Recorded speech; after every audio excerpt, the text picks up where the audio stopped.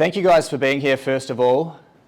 I know that you've got plenty of places you could be on your Shabbat today. There's going to be 3 parts to today, to this testimony, and I hope that you guys get something out of it. So the first part is going to be a bit about how I came through my life and how I ended up being here today. Then we're going to look into a pretty deep message, which is going to be asking the question about if you will be prepared to sell your soul. Now, it sounds like a very intense question, and for me, it was a very obvious way of how I was going to go about selling my soul, and we'll get into that specifically. But it's not going to be so obvious, maybe for you guys, or for the world at large, and the way that this world is being taken in a certain direction. And then the third part, we'll be teaming off that idea a little bit further and asking the question about who you will be prepared to serve. And there will be a lot of depth to this just because of my experience and where I've particularly gone. So if you want to take notes, there are some notebooks and pens at the back. I'd encourage you to grab one of those if you don't have one already. Otherwise, I'm sure this recording will be made available to you as well.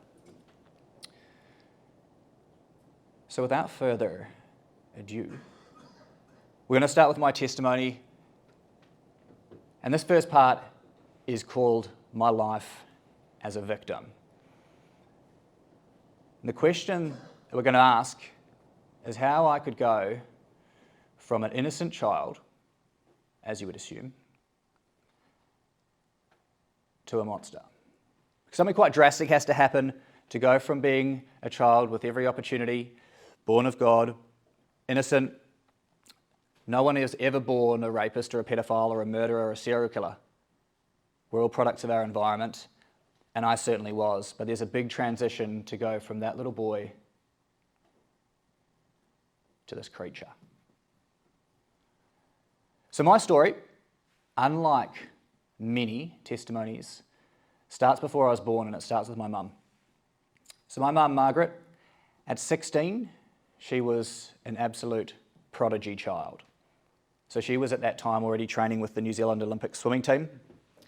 She was taking world-class piano exams with the likes of musicians that have gone on to become fully world-class musicians today. And she was about to leave school early to go and attend university or college, as you guys call it in this part of the world, to go and start studying dentistry. That was all before one really life-changing and dramatic event, which would go on to shape the course of her and my life forever. So one afternoon, she was travelling home from school with a boyfriend that she wasn't supposed to have, and she was on the back of his motorbike, which she wasn't supposed to be on. My grandparents had no idea that she had this boyfriend or was on the back of this motorbike. And as they were travelling home, they went through a roundabout, and a vehicle clipped the back of the bike, sending my mum flying, and she landed hard on her head. She was instantly knocked unconscious, placed into a coma, and upon arriving at the hospital, the doctors told my grandparents that she would never be anything more than a bedside vegetable. She was brain dead, she was completely non-responsive, and it wasn't long before the advice was given to my grandparents that her life support should be switched off to let her pass away. So after much prayer and agonising, my grandparents knew that there was nothing more that could be medically done for my mum. And they switched off the ventilator that was keeping her lungs full of air. And as she was to pass away, she breathed on her own. So this was the first part of a very legitimate miracle. But although that was phenomenal, she was still completely brain dead and unconscious. Fast forward a little bit more, it became aware to my grandparents that the hospital wanted their bed back. There was nothing they could do, anything more for my mum being in this vegetative state. So my grandparents took my mum home, and after 6 months, one afternoon, when one of my uncles was visiting, she woke up, completely out of the blue. And until my grandma died in 2019, she maintained categorically that her survival was a genuine miracle. There is zero medical explanation whatsoever for her survival. But make no mistake, that the woman who woke up out of that coma was not the person before the accident. She was completely brain damaged and to this day is noticeably affected. So waking up, she was paralysed on the right-hand side of her body. She had to learn to learn to walk again, to write with her left-hand side of her body. Her emotional regulation was completely gone. She could go now from hysterically laughing to rage like that, and that will be important to remember as we get into this account a little bit more. She was blind, one of her eyes, she has a lazy eye, she slurs when she speaks, she struggles to walk, and she couldn't catch a ball to save her life. So this life of this child that had her whole life ahead of her was completely gone. And at 16, that was done. So 10 years later, my mum met the guy we'll call Dad, because he was my biological father. Now my dad, Mark, who I've had nothing much to do with through my life, was living in Nelson in New Zealand, so the very top of the South Island in New Zealand at the time where my mum was living. And they met because he put a classified ad in the paper seeking friends. Now my mum obviously decided that she wanted some friends. So she responded to this ad and they developed a basic friendship. It was a platonic relationship at the time. But eventually Mark would move away from Nelson to the capital of New Zealand, which is a place called Wellington, so the bottom of the North Island. Now Mark has a long history of gang involvement. He was involved with some pretty heavy gangs in New Zealand, was a rough guy. Nowadays he's got far more tattoos than me. He's been stabbed and left for dead multiple times from his involvement with these gangs. He had a 20-year heroin addiction. He just wasn't a good guy. So my grandparents didn't want my mum really to have anything to do with this guy. But after he moved away from Nelson, he fell on a bit of a difficult time. And one Sunday morning, my mum had gone to a Catholic church and the priest was giving a sermon about helping the downtrodden, down and out, downcast. Good Samaritan type of story. And my mum was inspired to want to act. So she convinced my grandparents to let her go to Wellington for a week to go and take care of Mark. And when she did, and she went up there one night, he ended up sneaking into her room and he raped her. So this was her first sexual encounter with a man as a brain-injured woman, like not a normal person getting raped. This was a woman who's still very much like a child, or at best in early teens, adolescent.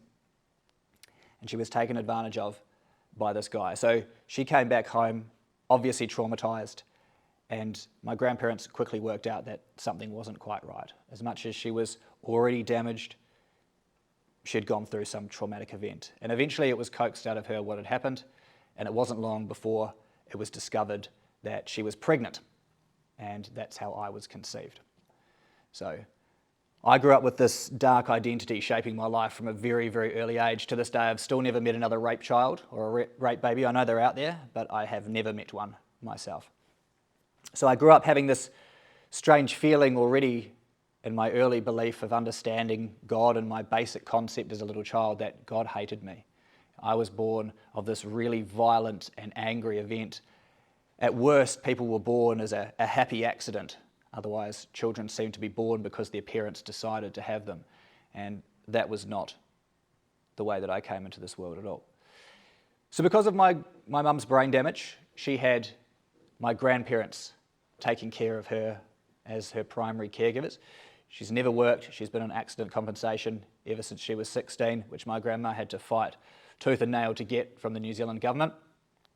She was given a bit more compensation after she was raped as well to be able to take care of me.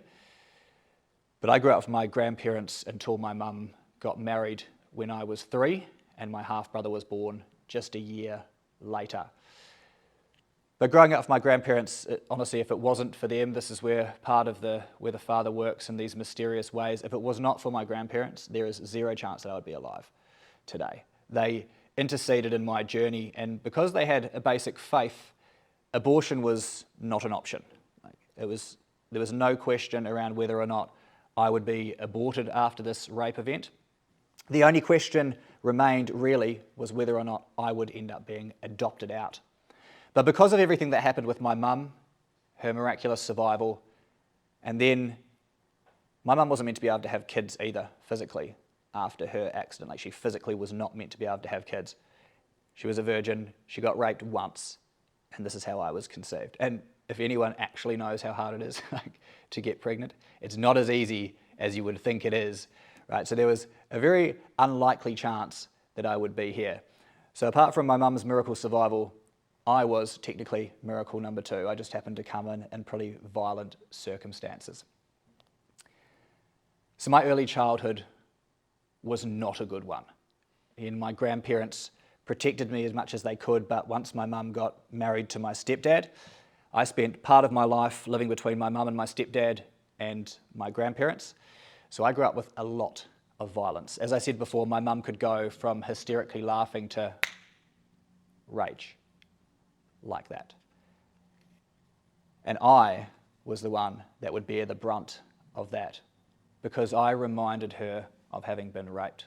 So I reminded her of my biological father, Mark, and my first psychiatric appointment was at 2 years and 9 months old, because my mum was trying to kill me, because I reminded her of that. So my grandparents' role was as a protective role. Child, youth, family services didn't take me away because my grandparents made intercession wanting to try and help. But once I was in the care of my mum and my stepdad and away from my grandparents' protection, I experienced a lot of violence. So my mum was like a bestial person. If she snapped, she was now completely an animal. She would go savage. She would claw me. She's poured boiling water on me. She would kick and stomp me in the head while I was curled up in a little ball as a little kid. She stabbed me once, and I got a lot of violence when my half-brother was born. Not only that, not by my mum, but I was also sexually abused from a young age. So the sexual abuse would then go on to form a pretty hectic identity in me until about 30 years old, where I was categorically a sex addict. Like, it was the result of what I was educated to believe about my identity, who I was, and where my self-worth came from early days. So my mental health records until I was 15 when I moved away from home are about that thick, and I just thought I'd pull up a couple of things from my mental health records here. Just a couple of basic examples. So this was one from very early on where there was a referral done and asked to see my mum, Margaret, and myself, as it says there, at 2 years and 9 months old. She was recently seen, and because of her increased outbursts of anger and frustration, it says down here, she's concerned that she often takes her frustration out on Jason when it doesn't start with him, but she's finding it hard to cope with at present. This one here. Mother was present when Poppy phoned. Major concern is that mother is not coping with Jason, who's a difficult, full-on child. Wonder why.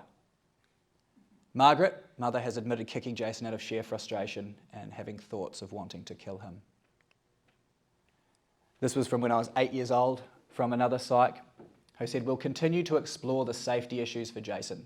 He firmly believes mum is a threat to him and tells me of times when she claws, kicks his head, and once stabbed him. I was 11 here, and I will save you a bit of the time, but this was at my GP, or what you guys call an MD, just a general medical doctor. I'd gone to an appointment, and I'd had enough, and I had a meltdown. And it says here, Jason presented to my surgery this week with his mother Margie, and in front of her proceeded to tell me that he's being physically hit by both Margie and his father John. He stated that younger brother Joseph can annoy him very easily, and Jason is the one who always gets blamed. Jason says he does not wish to live with Margie or John anymore and wants to be with his grandmother Mary. As you know, Mary and Don have cared for Jason throughout the school week for some years, but this has not always been permanent, depending on Don's health. Recently, he's had a severe worsening of a stroke and is now an inpatient at the Wood. Mary obviously will be visiting him there, but states that she's worried about the conflict with Margie and John. It feels that Jason would certainly be better off. Goes on to talk about my mum's accident, but very quickly here it goes. Jason's doing reasonably well at school. Certainly he appears above average academically. I was impressed with his ability to present this situation in front of his mother, almost as if he was a young adult. It's hard to believe he was only 11. In 2022, at the end of the year, I settled a historic abuse claim with the New Zealand government, who admitted fault and gave me a measly amount of compensation. But they admitted fault, and they said, I understand you've spoken to the historic claims about your time and care.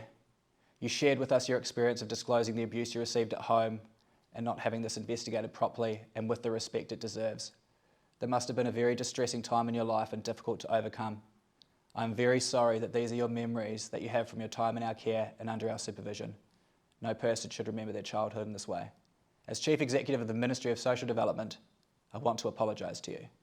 You had a right to be well cared for and kept safe as a young person, and it was our responsibility to take steps to ensure that this was your experience.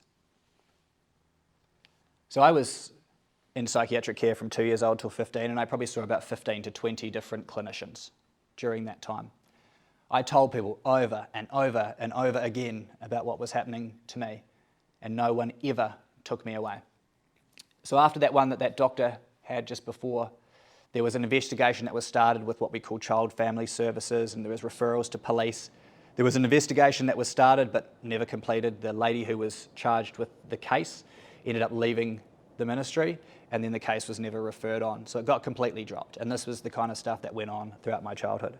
So I became, as you could probably imagine, very untrusting of authority. I became afraid, silenced, lost.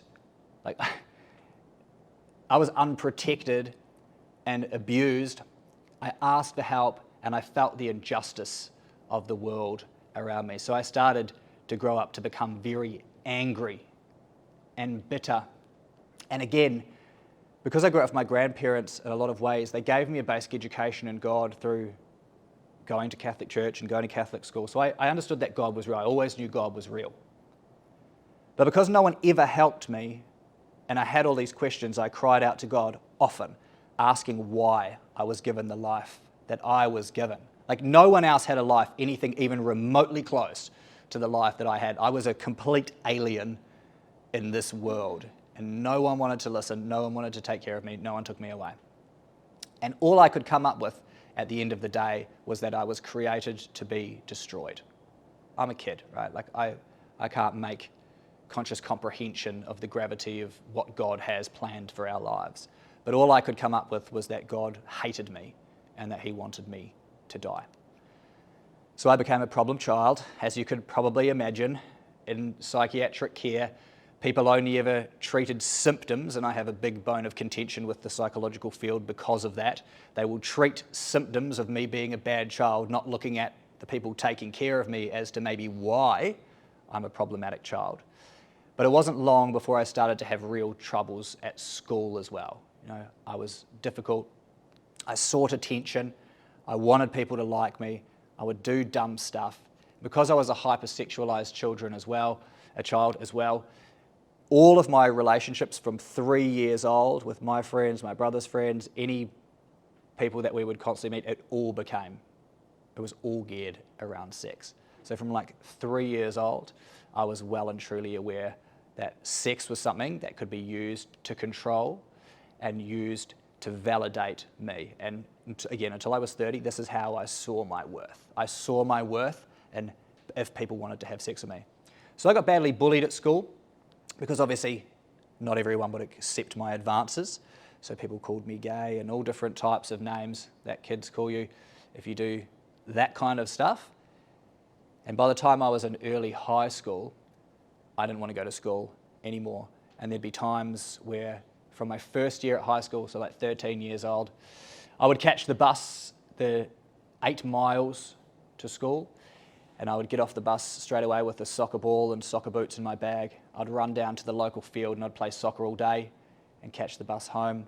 Or I would get off the bus and I would walk the long way home, which was about 12 miles home, just so I didn't have to be at school because I was so badly bullied and I hated being there. I had no place at home to feel safe. I hated being at school. I was completely lost. So my life was going to go off the rails, and it definitely did.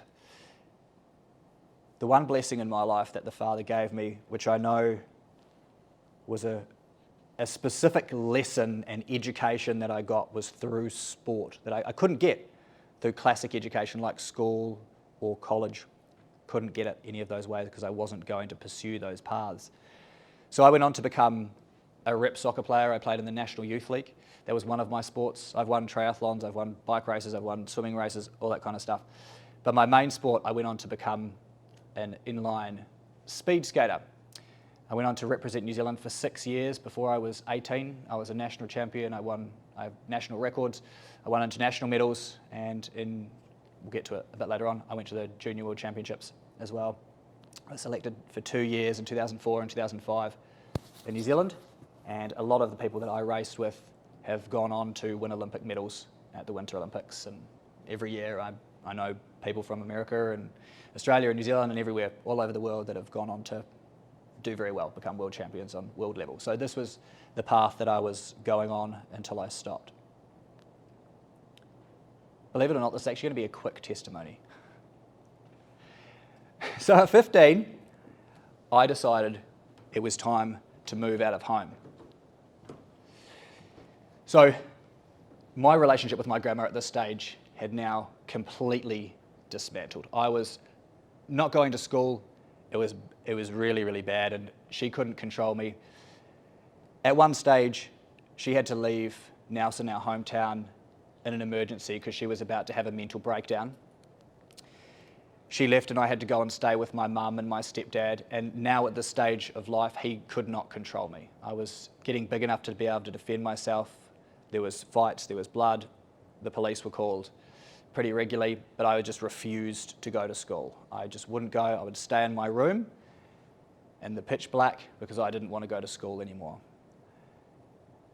So at this stage, I was either going to end up homeless at 15 or in full-time foster care. And I'd had a bit of foster care, so I didn't want that option. Obviously didn't want to end up homeless.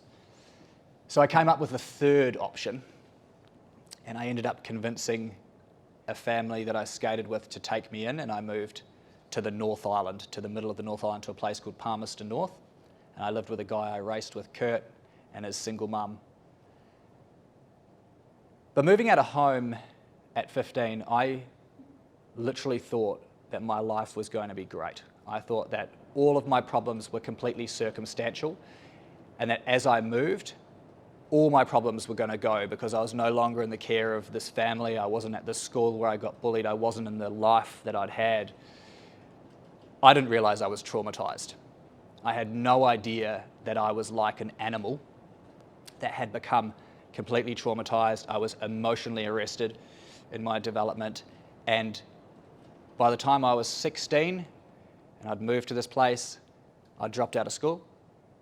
No one even stopped me. I don't even remember if I officially resigned from going to school, but no one stopped me. I stopped going altogether. By 16, I was prostituting myself to men. I was on dating websites at 16 while you're supposed to be 18, and I was just looking for any kind of reckless sex. And this was where I was getting my validation from, was from living this life. And it was dangerous and it was reckless. I didn't care at all. And there was zero standards of who I would have sex with as well. But I was getting to this stage of starting my life was changing pretty quickly, and it was about to change pretty rapidly after this event. So at 17, I went to China for the Junior World Championships for speed skating. That's me. And this race here is one of these memories that will live with me forever. So I'd qualified. As I said, I was the national champion in the junior 1,000 metres. I was national record holder. And this event here was the 1,000 metre final. So I was one of 7 that qualified for the World Championship final. And I had a real shot to have a crack at this. My life would have changed for sure. So we had a couple of world champions on our team in New Zealand at the time, and we had this plan. I would drop to the back. I'd wait till lap 3 to go, and I would go. I'd pull back, I'd boost around the outside, and I'd go as hard as I could, hoping that everyone else would get caught up in fights behind me, and I'd just take off. So I went to start to go, and something inside me said, you can't do it, and I literally gave up. And I just cruised. And that's me all the way at the back, doing nothing, while this guy went on to win 50 World Championship titles. But I gave up, and it was like I'd been hacked. I'd been bullied. I'd been told I was useless. I wouldn't go to school assemblies, even when I won my whole district's Sportsperson of the Year awards for what I'd won. Because I got teased because I wore lycra. So I wouldn't even go to school assembly because I knew I was going to be targeted and bullied and all of this sort of stuff.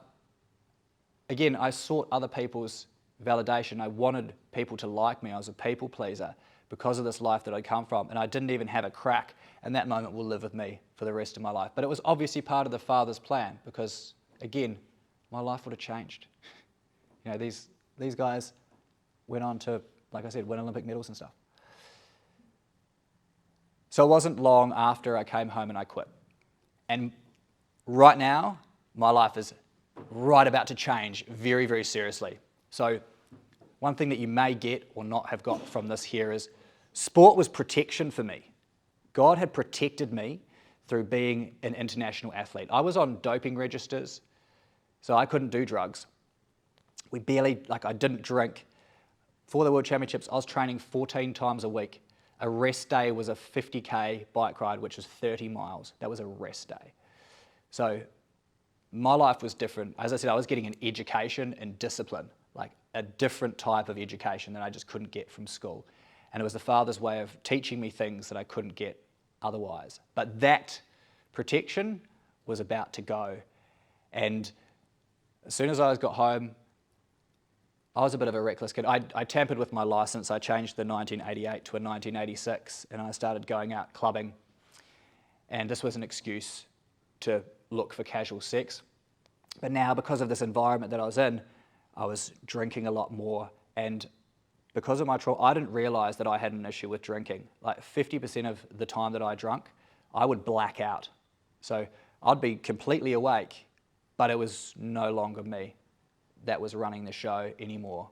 And I thought I was 10 foot tall and bulletproof, and my rage would come out that I was repressing, and I would take anyone on.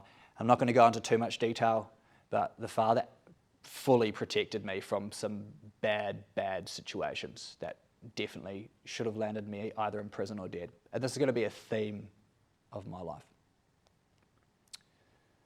So at 18, I moved from there, just above to just below to Wellington, so to the capital of New Zealand. And this transition was quite big. Wellington is one of the biggest cities in New Zealand. It's obviously not big in comparison to the likes of where we are here today. But I was about to go on a new journey.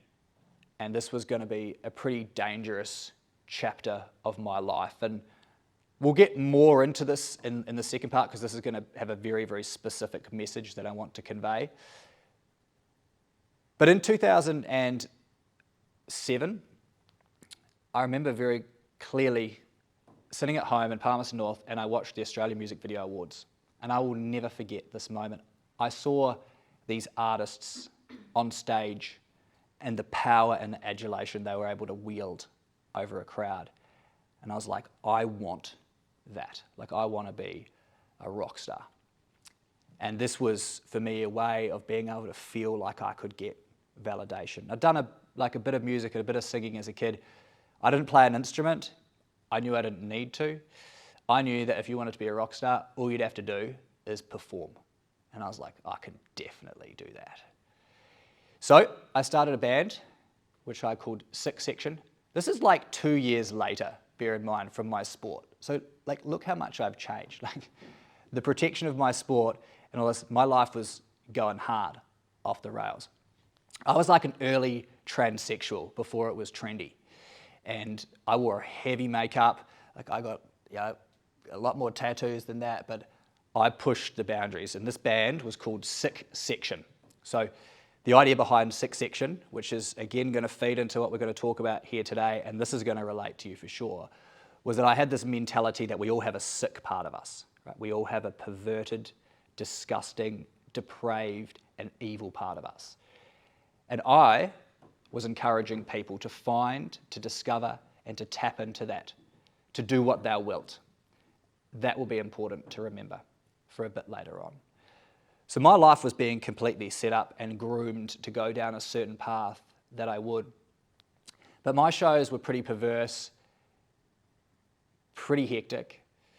So the types of things I would do, like I had a wireless microphone and I was never on stage. I was either on top of speaker stacks, on top of the bar, on the floor, fighting people, chucking drinks in people's faces.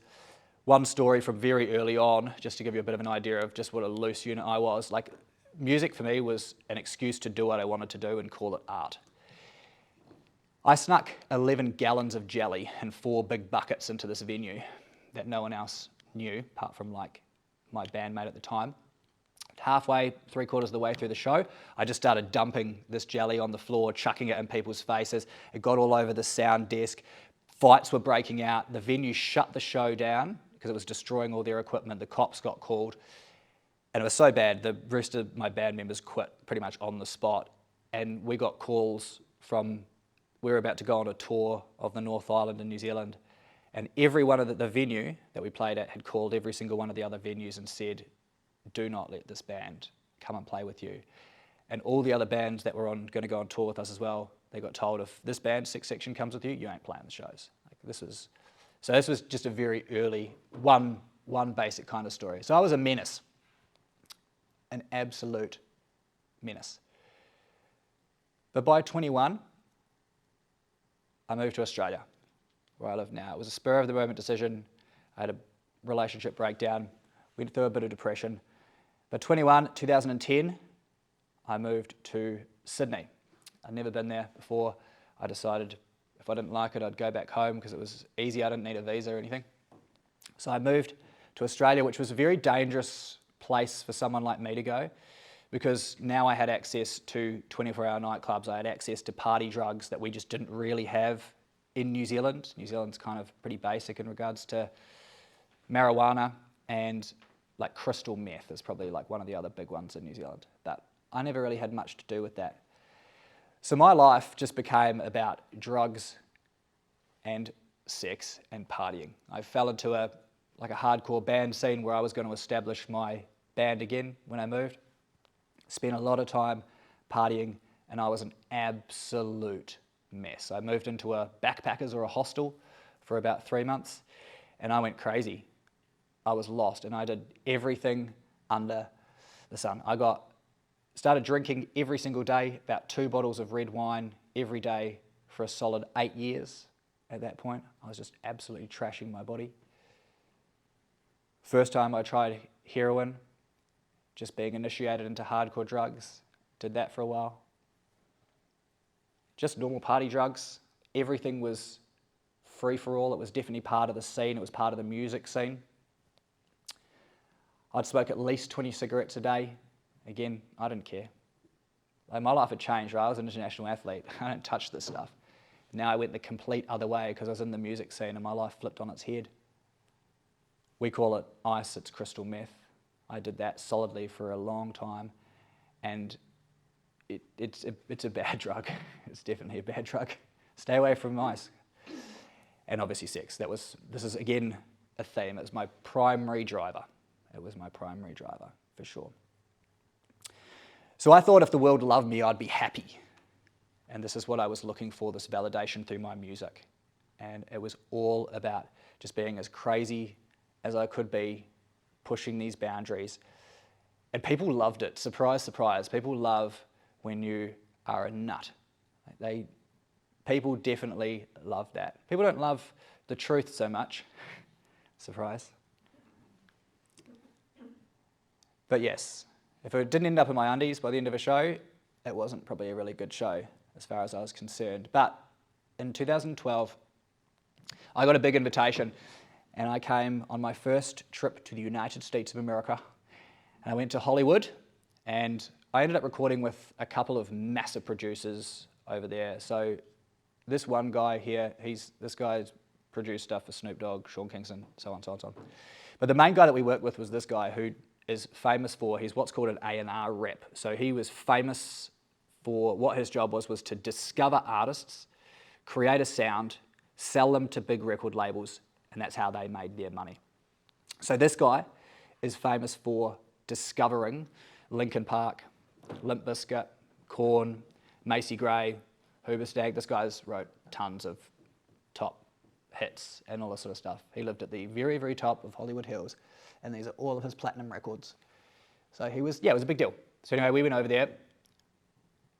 We were convinced that this was the guy. Like, we were right about to be rock stars. We recorded our EP. It was a bit of a sellout thing. I'd done very heavy rock and roll before, kind of like Marilyn Manson, if anyone knows that. And then this was sort of more dubstep, electro, pop, rap, rock.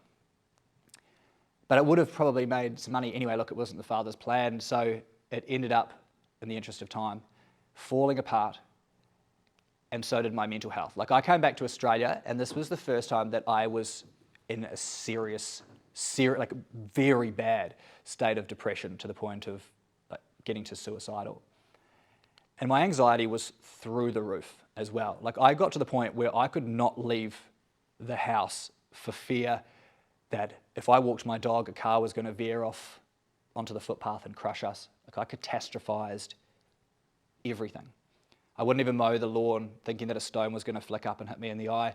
And if I was at the train station, I'd have to hold on to a pole on the platform, because I thought either I was going to chuck myself in front of a train, or some other force, some other spirit was going to chuck me in front of a train.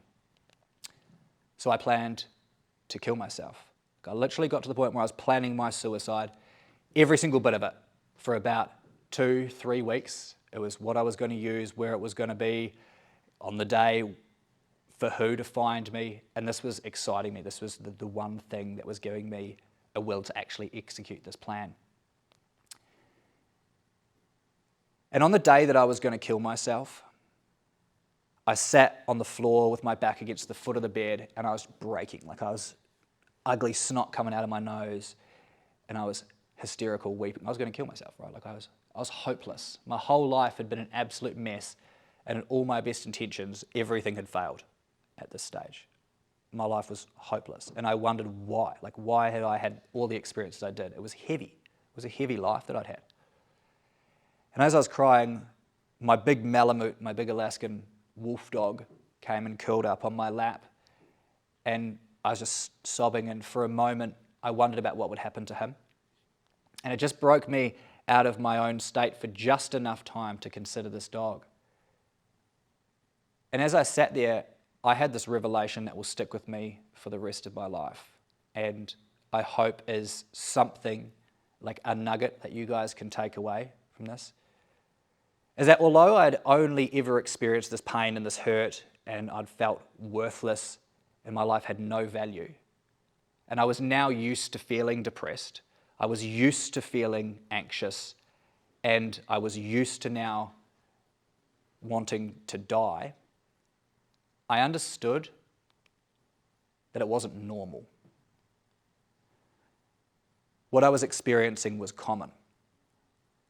And this is one big issue that I have with the mental health field today, in the world that we live in today, is that we normalize mental health. There is nothing normal about being mentally unwell.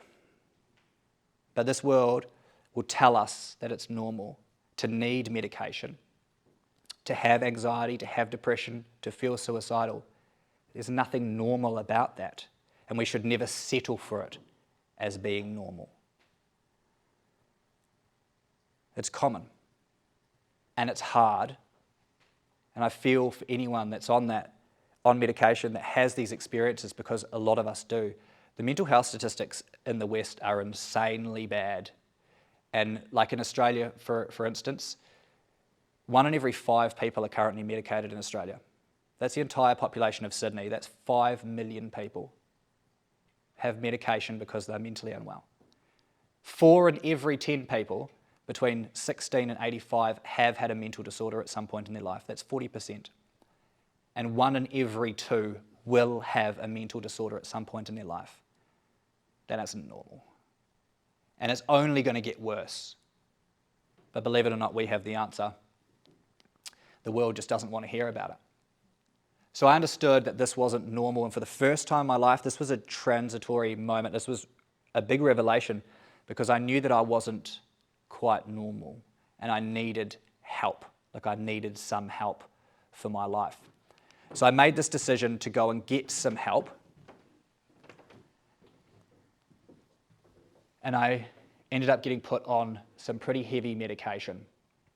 So I was diagnosed through this process, labelled, whatever you want to call it, with bipolar 2, with depression, with anxiety. I'd already been labelled with ADHD, with ODD, oppositional defiance disorder as a kid, with another severe reactive attachment disorder, which meant apparently that I wasn't able to form proper attachments as a child because I didn't know if my mum was my mum or my grandma was my mum and my mum was my sister. Go figure. And there was talk as well of having personality disorder. Anyway, I was heavily medicated, like really, really heavily medicated, but it was obviously what I needed to be on at the time to give me stability. I was on mood stabilizers, I was on antipsychotics and antidepressants, like heavy, heavy doses. But I needed this for a while. And it gave me the opportunity just to get some stability. But a new chapter was about to begin at this stage. And I started a new relationship with this girl called Maddie. That's an important name to remember. But it was a pretty volatile early relationship, and I was mostly volatile. But this relationship was developing, and it was good for me in a lot of ways because this girl was different from other girls that I'd been with before, and there was just something different about her.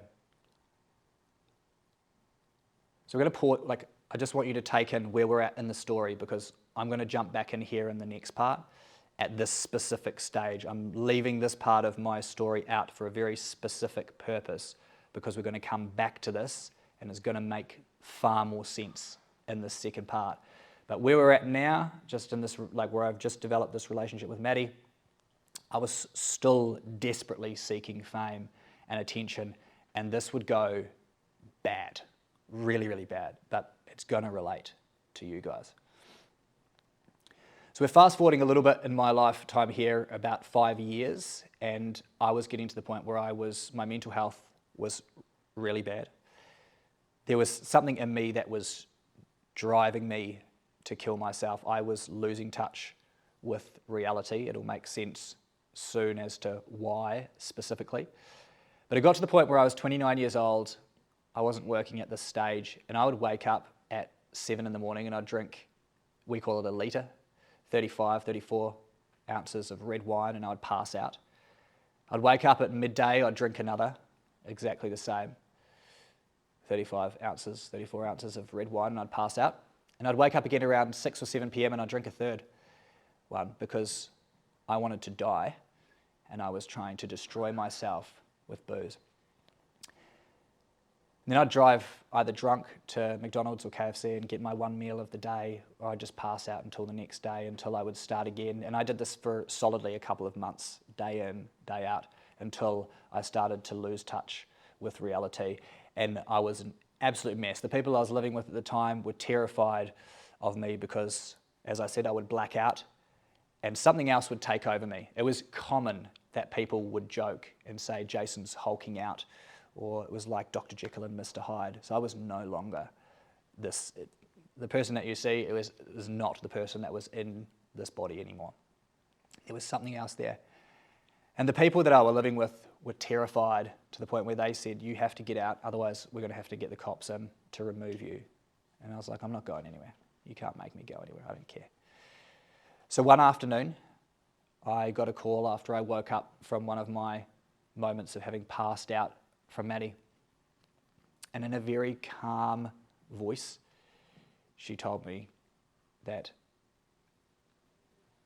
if I didn't check myself into a psych ward that afternoon, she'd never speak to me again.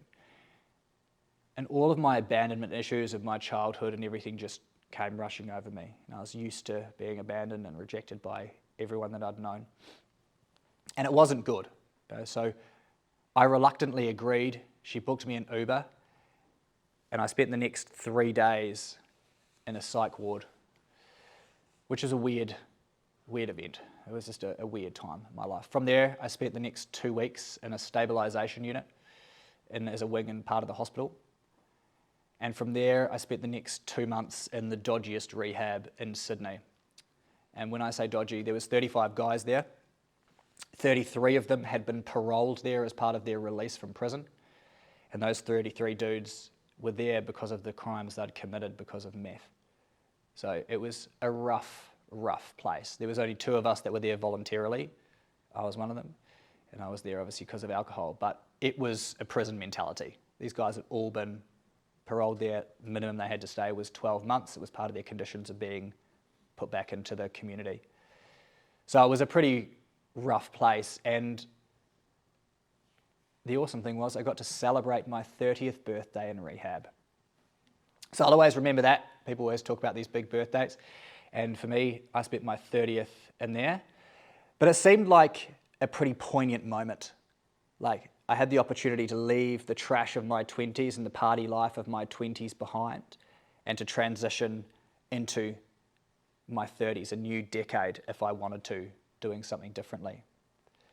And I knew that I had a choice to make. This is one of the first times in my life that I realized that I actually had choices.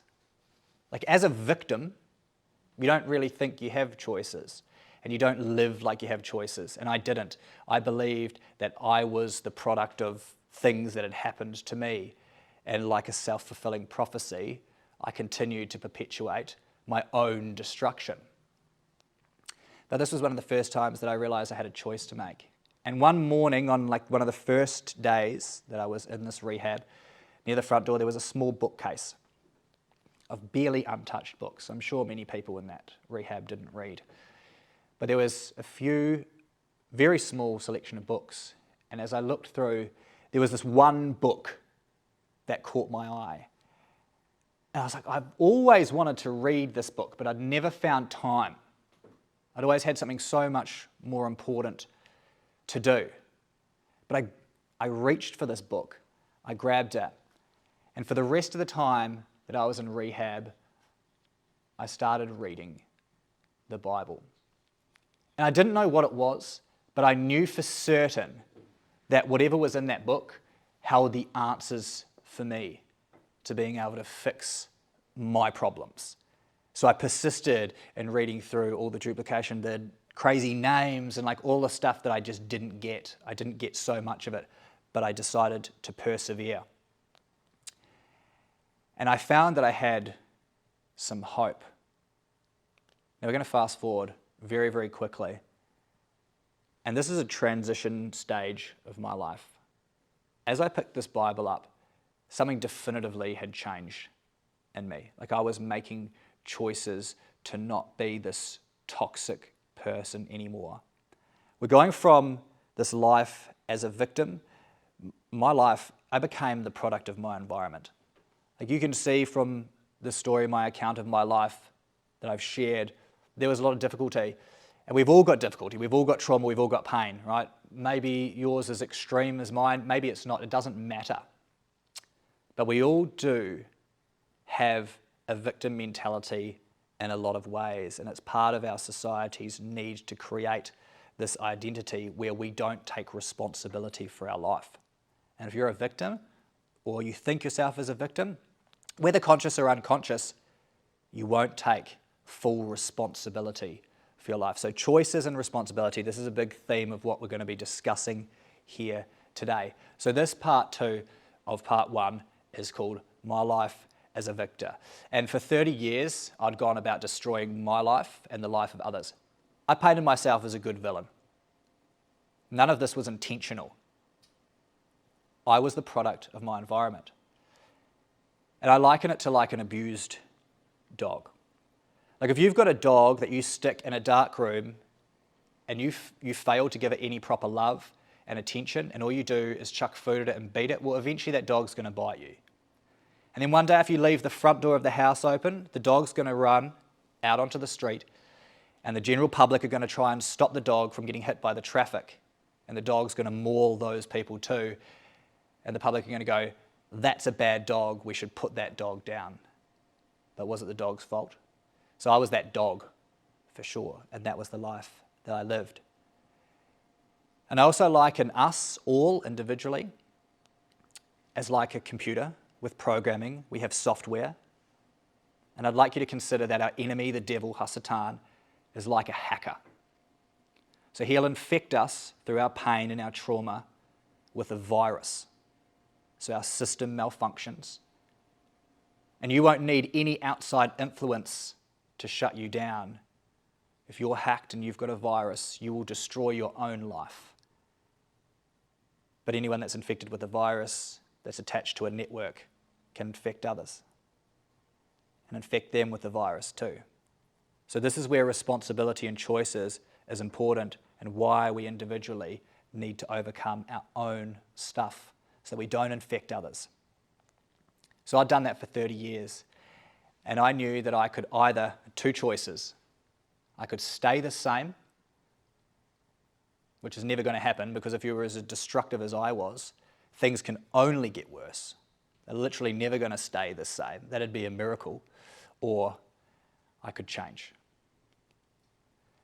So as I came out of rehab and I was reading this Bible, the words I started applying to my life, purely like innocent, like a childlike faith. I believed that these things were ways to live my life, that they would help to change me, and my life started to show that type of fruit. I was really convicted with no one witnessing to me, no one preached to me, no one was walking this path with me. The Father was taking me through whatever process of repentance, or whatever you want to call it, but in the process I stopped lying, which was massive for me. I lied if it benefited me, and it did not matter. I did not value to tell the truth to anyone else. It may seem trivial to you guys, but I miraculously completely stopped swearing. I've got the F word tattooed on me here. I've got the C word tattooed on me there. My life was littered with profanity, and I loved to make people feel uncomfortable with how much I swore. It was like a badge of honor if I could make you feel sick by how revolting my language was. And the Father just took it completely away from me, and I haven't had any desire to. I haven't sworn in years. This is just small parts of my testimony of some things that were miraculous. And I was really conscious of not using others. I'd used others all my life to benefit me. Like if it benefited me, I used them. I didn't care about people's things. I didn't care about them. If it validated me, especially when it came to sex, people I saw as objects. And I started making things right. So I started to return what I'd taken. There's no spelling mistake here. That's how we spell it in Australia. I apologised to people.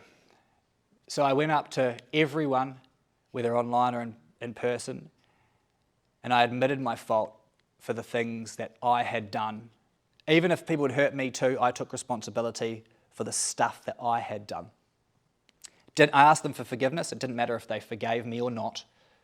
It was part of the process of what I needed to do to take responsibility for what I'd done. But it also meant that I was more inclined to not return to my vomit and go and do it again, because I'd gone and I'd taken that responsibility. And I think that's a necessary part of all of our journeys. And I'd encourage, if you've got sort of that some unresolved stuff, or you've stolen stuff, go and give it back.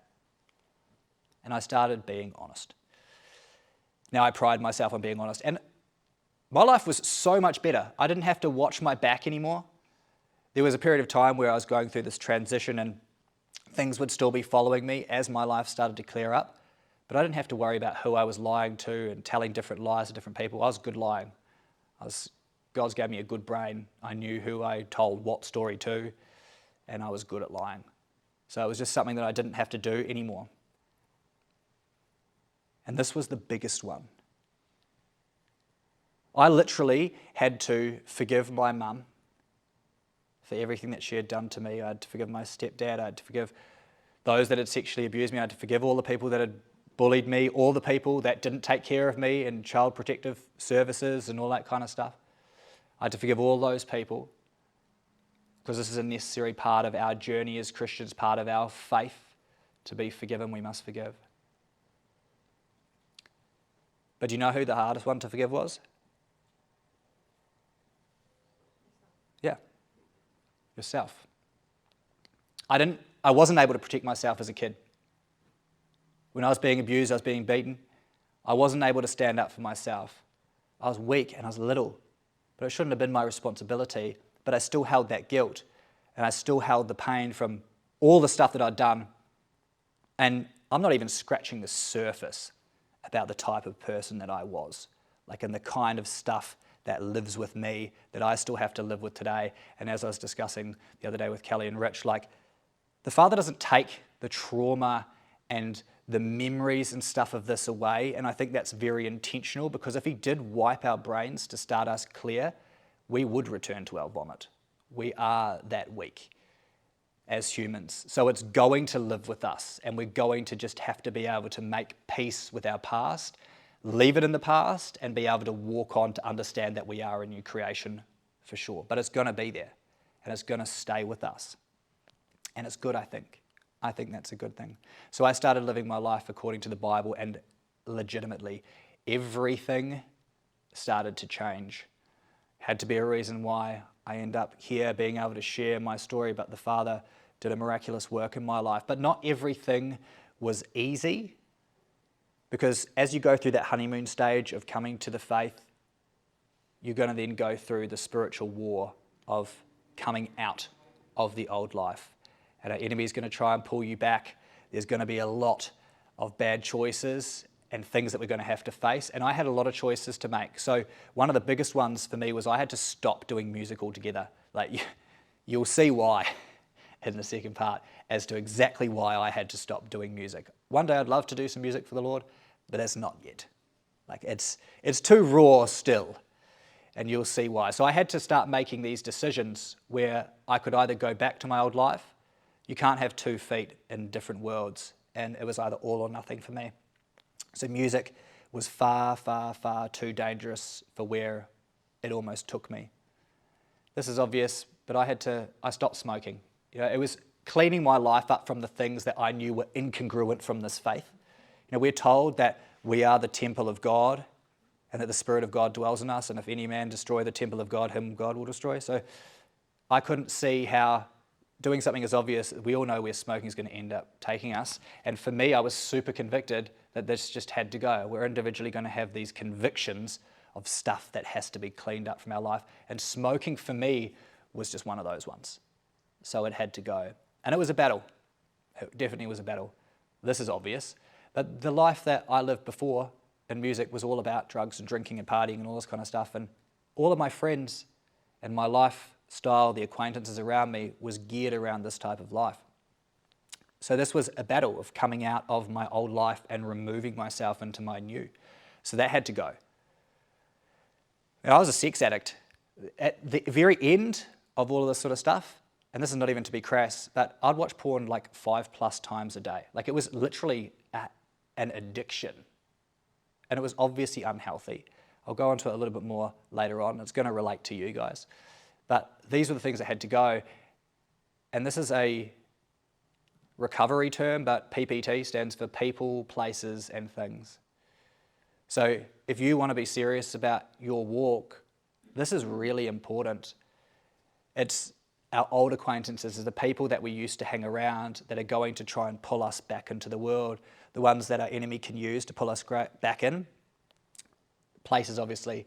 If I was an alcoholic, I'm probably not going to go to a bar anymore. So you have to be conscious about the types of triggers that are going to cause you to go back into those old behaviours. And the things can be things like days. There could be certain days of the week after work. You go on Friday to the brothel, I don't know, whatever.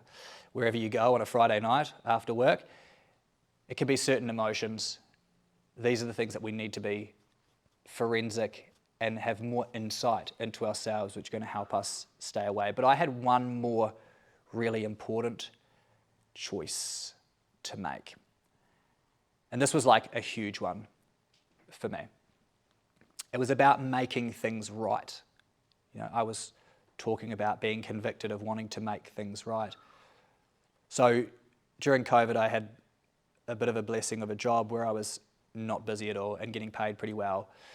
So for months, I planned my wedding in secret. My fiance had no idea. I organised everything, organised her dress, spoke to her mum, her dad, her friends, recruited people, organised where, what we would do, the vendors, all that kind of stuff. And I put it to the Father. I said, there'll be 3 dates. So it's going to be the 13th, the 20th, the 27th of March 2021, whatever day I can get most of the vendors there. And on the 13th of March, 2021, we got married. And honestly, if it wasn't for my wife, there is zero chance that I would be here, for sure. Like, she is such a huge part of this journey. And thank God, like, she had no faith. Like, I prayed for 3 years solidly, and she started walking this faith out with me a little over a year ago. So that was unreal. This first part's almost done, but just very quickly, I want to touch on a couple of things about how I stay faithful today, because I think this is just kind of important. Hopefully there's some things in this that might encourage you. But I believe this, and I live this faith. I have that childlike faith where I believe the Bible. I believe what the Bible says. I believe it's changed my life, and I believe it can change every one of yours as well. So I live what the Bible says. I'm black and white. I can't not. And I got a big mouth. As I said, I believe it, so I apply it to my life. If it says it, I apply it. I try not to wrestle with it. It's hard, of course. I'm not perfect. We always struggle. And we'll always have things to learn, especially when we come to certain understandings of the faith. And I tell people, this is a vital part of the walk, I think, to solidify and test us and strengthen us and fortify us for what's to come. If you believe in the Bible, then we are potentially going to have a tough time on earth. And as Jesus or Yeshua, I say both. So forgive me if I say one or the other. They mean the same. Like he said, you're going to have trials and tribulations in the world. They hated me. They're going to hate you. And I live it by faith, because we have to. It is a faith journey. And I'll touch on a little bit more about that later on. Now, if you aren't in the faith, then for real, these are a couple of quick things that he will absolutely do for you. You can have hope. All my life, I felt like there was no hope. I was depressed, anxious. You've heard a bit about my story. It was hopeless. But I definitely feel there's hope now in my life. Like, there's actually value. My life has value. I get to share everything that I've gone through, which was not for no reason. I questioned forever why I'd been given the life I was given. I explained that to you. I thought I was created to be destroyed, but I now have value because I get to share my story. So there's a process of restoration, and this is what our Father does for us. He takes trash like me and uses a story like mine to give people hope. And that's the beautiful thing. He doesn't take a Ferrari and show that off. He takes an absolute bomb, like a real lemon, hots it up. Eh? And obviously there's freedom in the Father. There's a freedom to be able to live your life according to his instructions. The world promises freedom. There's a trap. We're going to talk about this some more in the next one. And I really, like, my earthly family didn't provide me what I should have got. The world did not provide me what I should have got. But I'm starting to truly feel the love and, as I said, the value for my life that only comes through the Creator, the one that formed us before we were even born. Like, none of this took the Father by surprise. This was his plan. This is just the next part of the iteration of my life. And it's still going, and it's going to go on and develop furthermore. And for those that don't know what shalom means, it's like fullness. The ability to actually rest, stop, to be made whole. But in simple terms, it means peace. But it's something that can only come from the Father. So if you haven't made the choice, you have the choice to change. We all have the choice. And this is what I want to get the message through about this victim mentality, that I lived my entire life thinking I didn't have choices and that my choices had been made for me. But at a certain point I realized I had the ability to change. And this was a scripture that got me through. No temptation has overtaken you except such as common to man. But God is faithful, who will not allow you to be tempted beyond what you are able, but with the temptation will also make a way of escape that you may be able to bear it. There's nothing on this earth that is given to us that is too big for us to be able to overcome as part of the journey for each of us, because we've all got different battles. Like my battles are different from yours, and yours are different from mine. We may share commonalities, and that's why the body is stronger together, because my experiences may help you and yours may help me, but I may not be able to help you or you in certain areas where you can help. And that's why we need each other. So in case you missed it, the point of the last few minutes has been, if you haven't already, choose God and live. Because there is no other way. That is the end of part 1.